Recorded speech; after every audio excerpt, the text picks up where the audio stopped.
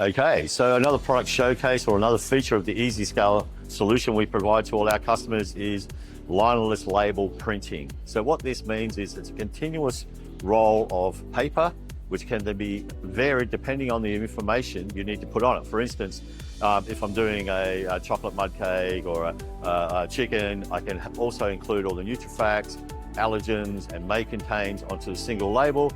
Or if I'm just printing over the counter, I can just print a short label with just a description only.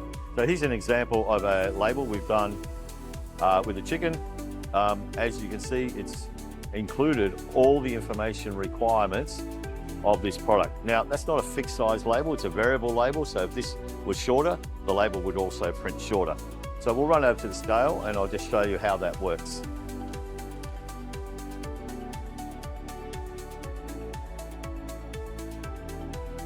Okay, over at the scale, it's simply a matter of selecting the correct cassette. So on here, I've got a number of different cassettes, which all stores would have. Some cassettes we use for serving, some for pre-packaging, some to display nutrition information. So once you've selected your cassette you need, simply select your product and hit print.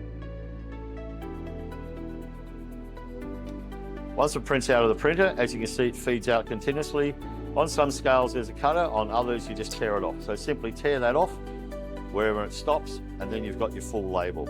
If I select a different cassette, it will then only print a label with this information and the barcode. So it's a fantastic feature to have a lineless labels. There's also no backing paper on these labels, so there's no wastage. Backing paper is non-recyclable, so a bit of an environmental hazard, I guess, where these, excluding the backing paper, also means you get twice as many labels onto a roll because the paper is only single ply, not two ply. The other thing you can do with our use by date management system, if you're packaging this and you want to record these chickens that have been packaged into the store, simply select the pre-packed mode. Here, it'll turn on date expiry recording. Once I pull up that product and hit print, I've now recorded that this product into the system for expiry date management. So if I've got an expiry date on this product, which I have, which is the 9th of May, it will then came out in my normal expiry date reporting system.